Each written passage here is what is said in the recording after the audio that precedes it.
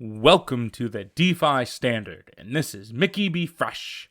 Today's video, the crypto peace pipe, ending tribalism. Now, I know this isn't everyone's favorite topic, but it's just something I want to cover today briefly, and then I'm going to move on to some other topics. So, within all of crypto, the XRP community has gotten the most slack from everybody. Picked on by the Bitcoin maxis, by the Ethereum, by other communities. You name it, we've been picked on. So that's understandable because there's a multi-billion-dollar company that is supporting the XRP ledger and building use cases for it. But now we have this new network, the Flare network, coming, which is going to bring on other communities. The Doge community, the Litecoin community, the Stellar community, and the XRP community, all onto one network. And they're all going to have the same abilities. Every F asset is going to be on a level playing field. And they're all going to get these superpowers. You're going to get yield attached to your F asset. If that's F Doge, or F Litecoin, or FXRP, they're going to get the same daily yield rewards. Very important to know that. Now, their own native chains will still be their own native chains. And for example, the XRP ledger will have a two-way bridge to the Flare network, where those assets will be able to come back to the XRP ledger DEX and be able to trade on them. All issued assets on the Flare network will be able to come over. And I also want to make another point clear here about Flare. Do not expect ERC20 tokens to become F assets. That will not happen. Native blockchain tokens will be for F assets. Link, Uniswap, XDC, those are not going to be F assets in the future. Those can come over in Flare Finance wrap, but do not expect those to come over for F assets. And to be honest, they're not worthy of it. Flare Network and the F assets is made for unlocking billions and trillions in value from blockchains that are non-Turing complete, that do not have smart contracts. So do not expect Cardano or ADA or DOT or those to come over as F assets. They could come over in other ways.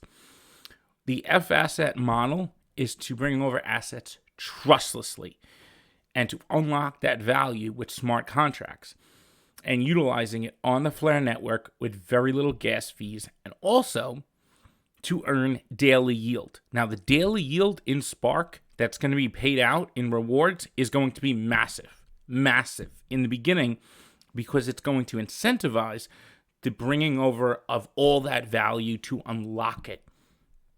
So that's important to note here. So I just wanted to go into that. So be acceptance of other communities.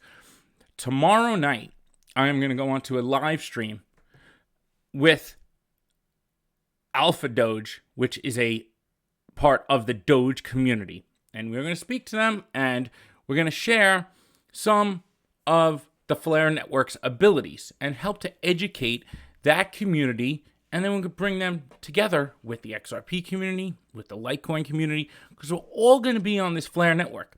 Yes, XRP has the advantage that we got the airdrop. There's going to be no other airdrops for Spark, but there will be other airdrops for Spark holders once the network goes live. So I just want everyone to be aware of that and look out for that. I'll post it on Twitter.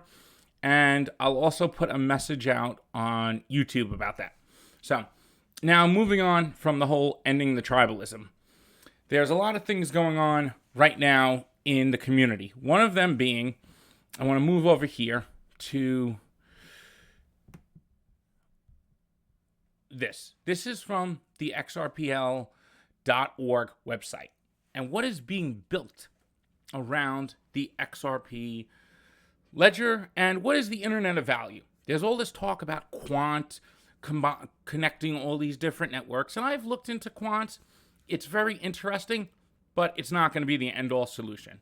I'm just going to say that right now. I looked enough into it to know And an ERC20 token is not going to be able to do all that. And that's nothing knocking quant. I think there will be use cases for it, but do not knock out Interledger. Interledger ILP is a protocol that's neutral and in between, like TCP. On top of Interledger ILP, there's going to be a whole tech stack. And right here, what Ripple is building is this inner exchange network for the Internet of Value. And now this goes to what we were talking about, or some YouTubers were talking about yesterday in the community, of this trading and exchange company that Ripple acquired called Algorand that's going to integrate into these exchanges with the XRP ledger. Now, let's remember, the XRP ledger has these things called gateways. They haven't disappeared. They're not gone. They're still there, but they need to be regulatory compliant. So in the meantime, what is being built is the upper layers of the Interledger's stack, and that's open payments. I'm not going to go too much into it today in visuals, but I'm going to talk about it. So open payments is an inner wallet protocol, and it's going to allow for the inner wallet network. Now let's see if I could go over here. I want to pull up one other picture here. So, here we go. So inner domain nodes. So this is along the lines of like kind of what Quant is doing, but you don't need a token to do a lot of this stuff. And Ripple's vision from 2012, 2013 has always been to bridge these networks together. And Codius was one of the tools they were going to use to achieve that vision. Now, these gateways are the on and off ramps to the legacy banking systems and then onto the blockchains. You need that type of gateway model to be able to bring the financial institutions in. And these exchanges kind of fit right into that gateway model. And also, on top of that, you're going to need identity, and you're going to need authentication and authorization. And those are the things that come with Paystring and digital identity identifiers.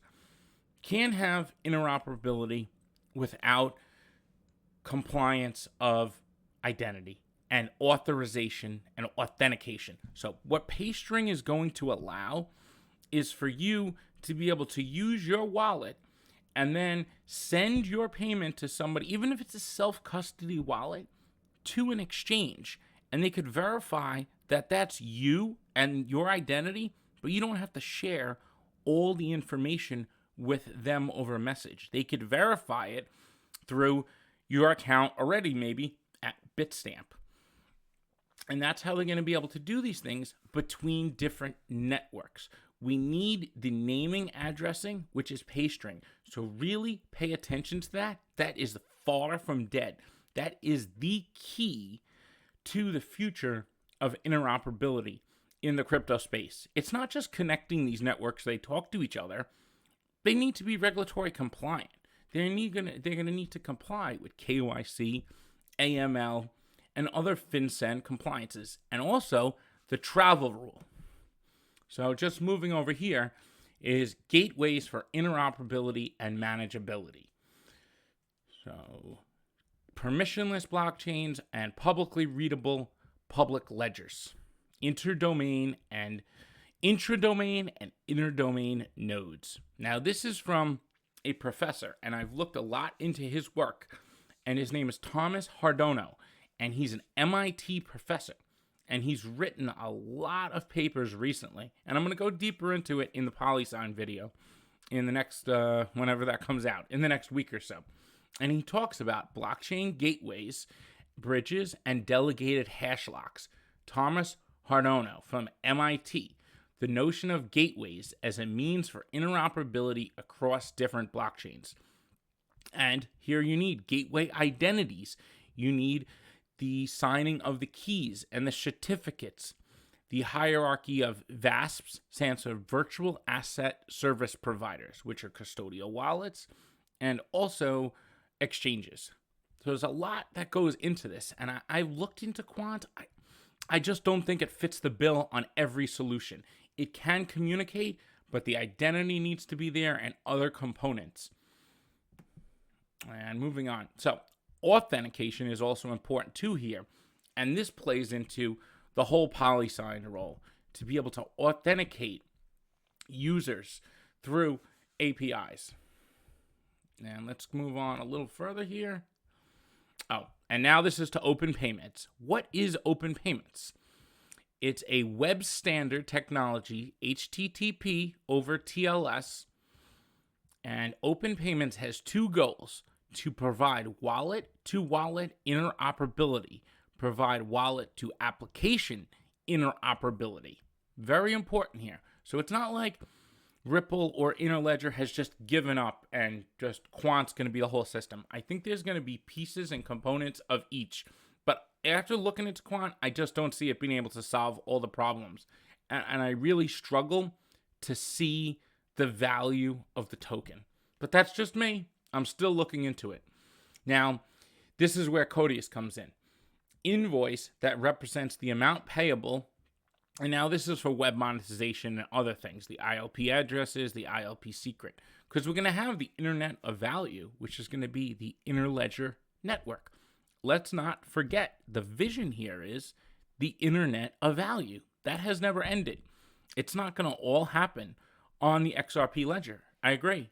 Not everything is going to run through Ripple. Not everything's going to run through XRP. Let's move on.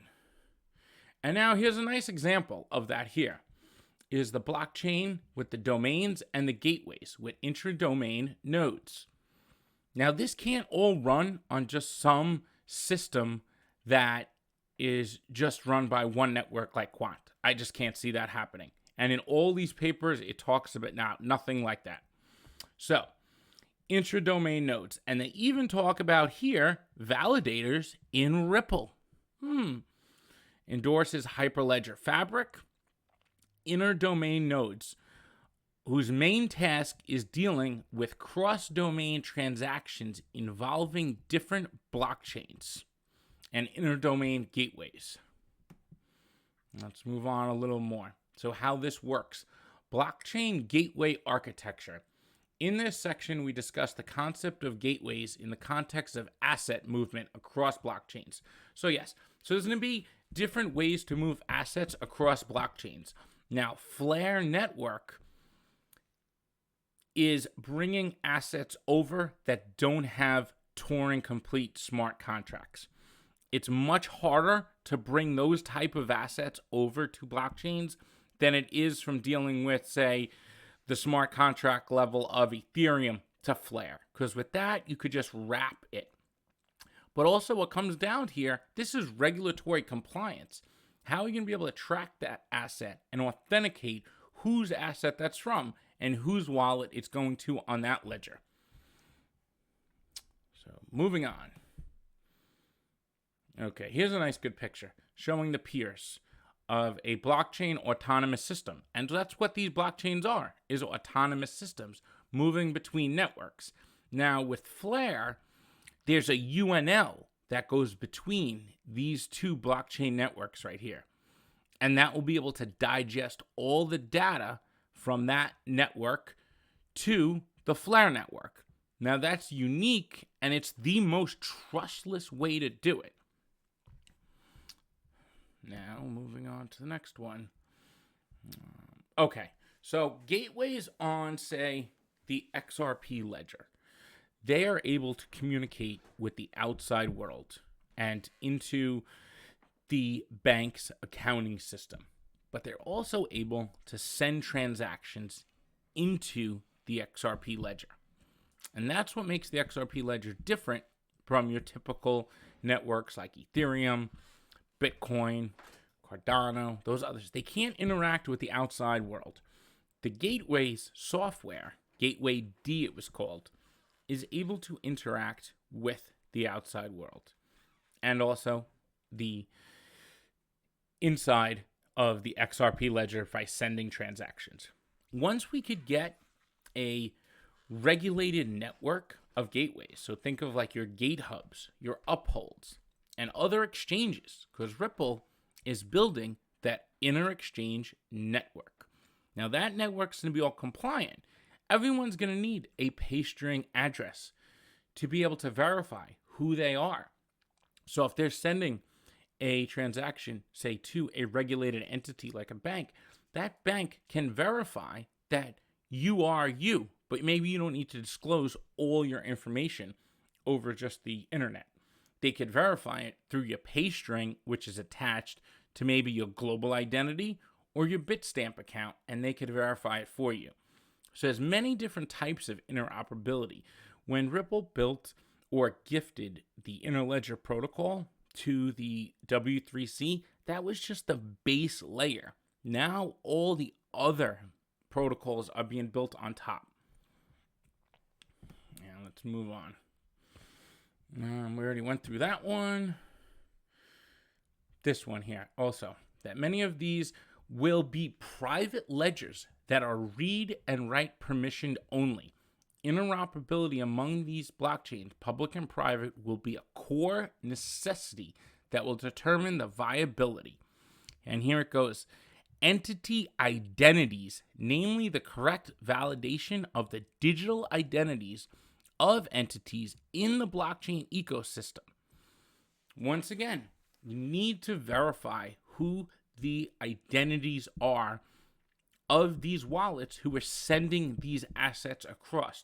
So it's one thing to just communicate between these blockchains, but how do you verify the identities? I did not see that in the quant interoperability. It could communicate between blockchains and manage, but it's not able to verify the identities. And I'm not trying to pick on quant. I'm just saying that it's not the end-all solution. And that's what I was getting at here. And neither is Interledger itself. It's also going to take Paystring. It's going to take a custodian network like Polysign to be able to authenticate all this, and a network of decentralized gateways. Now, there's a project called Sophie, which is using Interledger at its core to do a lot of this. And there's decentralized identity, which is part of the Web3C standards. And that's important as well here. So, speaking of CBDCs, enables virtual asset mobility. Increased with the growth of CBDC tokenized currency, the use of blockchain permits innovative asset movement protocols to be developed that can be implemented by gateways across standardized APIs. So it is possible that maybe Quant's API is used, but there's components of each, I think, that are going to be used here for different use cases. And Thomas Hardjono, who's the author of these documents, says, the enforcement point for AML, KYC regulations, and international taxation. Gateways as the landing points for virtual asset entering into, departing from, blockchain networks becomes an enforcement point for AML, KYC regulations. These are like checkpoints, he calls them here, and enables integration with legacy systems. The use of standardized gateway protocol between a peer of gateways permits one of the blockchains to be substituted for a legacy system financial database. That is a standardized gateway protocol can be used. Hide the fact behind the gateway lies a legacy system. Very, very interesting here. So now I want to just bring up one thing. This ties directly to Ripple and what we found. So he wrote this paper on Hermes, a middleware for blockchain interoperability that focuses on reliability and a two-phase commit protocol. Sounds like Interledger. Hermes also leverages a log storage API. Now we're going to get into that. Interledger was born out of a project to build a blockchain-agnostic smart contract platform. That was Codius. A key challenge was neutrality. How could a decentralized app buy resources like storage and computing without being tied to a specific blockchain. And this vision is still ongoing, and they're still building this. So do not think for a second that this is dead. A network of decentralized exchanges. That's what the Interledger connectors are, which also can be gateways too. So there's a lot of overlapping going on here. So Interledger is made up of a network of connectors, independent operators that act as decentralized exchanges or market makers for cryptocurrencies, fiat currencies, and other tokenized assets. The protocol allows users to transact natively on the network of their choice without needing to move assets to a centralized exchange or to a specific blockchain for trading. The Interledger network has no central authority. Now, this is what is still being built. Okay, so here's the paper from Thomas Hardjono here from MIT. He goes, a fault-tolerant middleware for blockchain interoperability. And you could also see on my YouTube, before I actually started making videos, there is a bunch of Codius videos up there. And those are important because that's always been the vision. And I'm going to tie this right to RippleX. Just hang in there. Hermes, given that gateways are complying with legal framework. Okay, I'm not going to go too much into this. We're going to show you right where it leads to Ripple and XRP. Hermes ILP protocol YAML. Now, let's one more time. Oh, right here. Xspring engine, Xspring JavaScript, XRP, PayID, ILP, Hermes ILP, and underneath it, PayID API spec. Rippled, which is the XRP Ledger server node right there. It's 13 months ago, but just updated 24. Now let's go even further. And, this is just showing that Codius is by far from dead. So anyone who just keeps showing one statement from David Schwartz a year ago, they are using functioning as a service, Codius functioning as a service, web monetization, open cloud, February 12th, February 11th. Oops, shoot. All right, so here, Xspring engine, Hermes, proof of concept, ILP as a service endpoint that provides stream sending and SPSP support via gRPC to an Xspring wallet. Hermes, an Interledger as a service API endpoint that provides ILP v4 streaming, sending, account balance, checking support, and Xspring wallet. Sounds very similar, doesn't it? Oh, we already went there. Let's go back this way a little. Yeah, and I think that covers it here. Hermes is a gateway system that enables DLT interoperability based on gateways. And what is the other word here that's really interesting to see? Unlocking the value layer. Whose fame that keeps saying that is Flare? Unlocking value. Unlocking value. That's what Flare Network has said since they've launched, is unlocking this value. And what Flare is doing is taking assets from one network and bringing them over to the Flare network. Hermes client allows to implement the business logic, realizing semantic interoperability. The stack allows a business case for gateway to gateway transfers. So I just want everyone to see here, there is a lot going on. I know this is confusing, and I kind of just threw it all out there at you, and it might not make a lot of sense at first, but I want everyone to understand that Quant is not like the end-all interoperability solution here.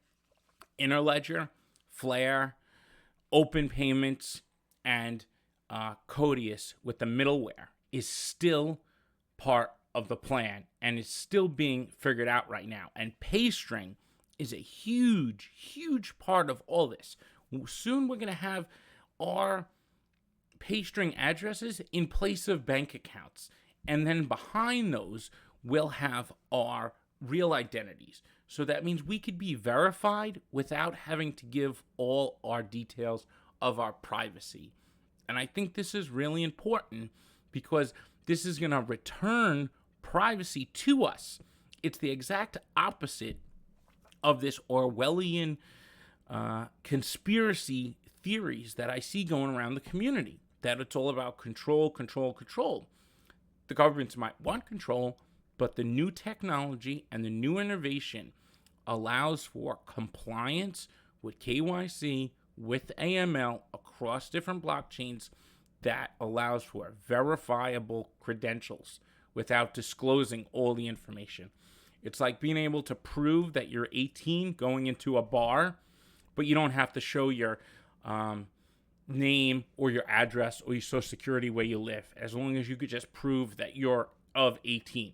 That's just an easy example. So I think this is very important to keep an eye on.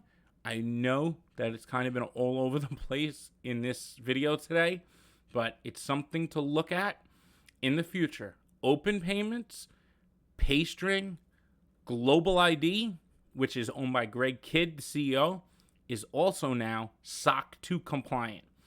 And I want everyone to know, tonight we are going to do a live stream with myself, Patty XRP, and Lars on the current events going on at 7 p.m. Eastern Standard Time on this channel. And tomorrow night, I'll be on the Alpha Dog, I believe is the name of it, and it's a Doge community channel, and we'll be discussing the Flare network with them. I will post information to that tomorrow on YouTube and also on Twitter.